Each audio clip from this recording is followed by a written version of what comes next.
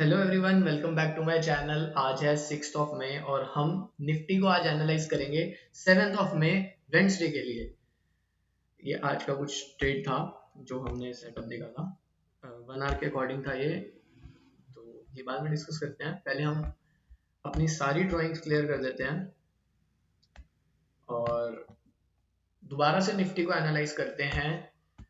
Monthly time frame से दोबारा से हम यहीं पर ही फिब यूज करेंगे और उसी लेवल को मार्क करेंगे जो हमें एक इंपॉर्टेंट रेजिस्टेंस नजर आ रहा है। 61% का रिट्रेसमेंट लेवल जो ब्रेक नहीं हो पा रहा है, मार्केट यहीं से रिजेक्शन ले लिया है। वीक में आप देखोगे तो वीक में यही एक सेलिंग जोन है जहां से मेजर सेलिंग आई थी प्रीवियसली भी, इस बार भी एग्जैक्टली मार्केट ने वही टैप करी फ्राइडे के दिन और वहीं से ही एक फॉल आना स्टार्ट हो रहा है। तो अब हमें क्या लेवल्स को देखना है, मतलब कल के लिए क्या ट्रेडेबल लेवल्स हैं। देखो, ये तो व्यू हो गया हमारा कि हम फिलहाल एक्सपेक्ट कर रहे हैं मार्केट में एक फॉल।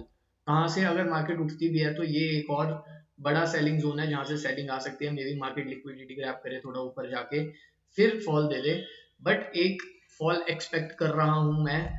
और फिलहाल के लिए हमें जो लेवल्स को देखना है वो एक इम्पॉर्टेंट लेवल ये है जहां से मार्केट ने आज रिजेक्शन लिया है, क्योंकि ये एक गैप था। मैंने शायद कल भी यही बात करी थी कि ये गैप फिल हो सकता है और मार्केट ने एग्जैक्टली वही गैप फिल किया और वहीं से ही रिजेक्शन लेना स्टार्ट कर दिया।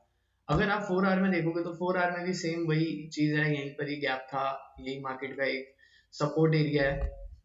ठीक है, ये एक सपोर्ट जोन है, डिमांड जोन है जहां से मार्केट एक बारी को उठ सकती है। अदरवाइज हमारे पास इंपॉर्टेंट लेवल जो नेक्स्ट होगा, अगर मार्केट इसे भी ब्रेक कर देती है तो नीचे की रेंज थोड़ी सी क्लियर लग रही है, तो मे बी ये जोन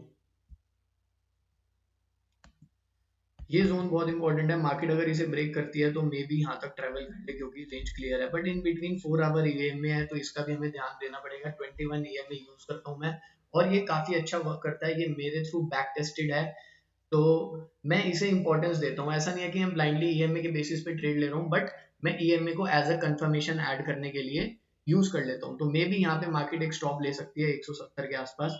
तो अगर ये ब्रेक होता है तो हमारे पास ये क्लियर रेंज है। अदर देन दैट एक बार डेली में भी देख लेते हैं कि क्या लेवल है। ठीक है, उसके बाद ना एक ये जो विक वाला लेवल होता है ना, अगर ये बॉडी ब्रेक होती है तो नीचे हमारे पास बड़ी विक है। तो जो विक वाले जोन होते हैं ना, यहाँ पे मेजर लिक्विडिटी होती है, मार्केट इन्हें टैप करने आ जाती है। और दूसरी कंफर्मेशन ये है, देखो अब ये लेवल हमारे लिए क्यों इंपॉर्टेंट है। मैं जो लेवल मार्क करने जा रहा हूँ ये वाला, ये जोन जो है अराउंड 850 के आसपास का 23850 का जोन। देखो, कई लोग सपोर्ट रेजिस्टेंस पे काम करते हैं। ठीक है, मतलब सपोर्ट रेजिस्टेंस तो एक क्रूशियल चीज है। ये एक मार्केट ने इसे ब्रेक किया था इस जोन को, तो सपोर्ट भी एक्ट किया था प्रीवियसली, तो अभी भी ये सपोर्ट एक्ट होगा। और आप देखोगे जब मार्केट ने बार बार इसे ब्रेक करना चाहा, थर्ड टाइम में ब्रेक किया था, तो इतनी जल्दी नीचे की साइड भी ब्रेक नहीं होता। एक बार टैप हुआ, मे बी दूसरी बार टैप हो गया, फिर एक पुल बैक लेके फिर नीचे आए, कुछ भी हो सकता है। तो ये एक इंपॉर्टेंट सपोर्ट एरिया है। अदर देन दैट यहाँ पर ही ईएमए है, यहीं पर ही उस वीक की लिक्विडिटी बढ़ी है। तो तीन चार कंफर्मेशन है हमारे पास इस लेवल को इंपॉर्टेंट लेवल कहने के लिए। तो उसके अलावा हमारे पास एक ये इंपॉर्टेंट लेवल है, अगर ये ब्रेक होता है फिर तो भाई यहाँ तक का क्लियर गो। तो अभी के लिए हमारे पास इंपॉर्टेंट जो लेवल्स हैं ये मैंने आपको दिखा दिया, आप भी ये मार्क कर सकते हो अपने चार्ट्स में। तो मेरे अकॉर्डिंग अगर कल की बात करूँ तो मार्केट इस रेंज में ही ट्रेवल करेगी अगर कोई मेजर न्यूज ना आई।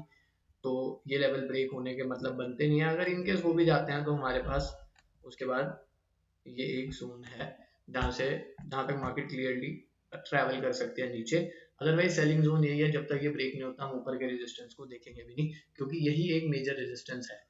तो ये था छोटा सा निफ्टी का एनालिसिस। आप अपना पॉइंट ऑफ व्यू इसमें कमेंट में ऐड कर सकते हो जो भी आपको लगता है। एंड डेली ऐसे ही मैं एनालिसिस डालता रहता हूँ, तो do subscribe my channel and thanks for watching.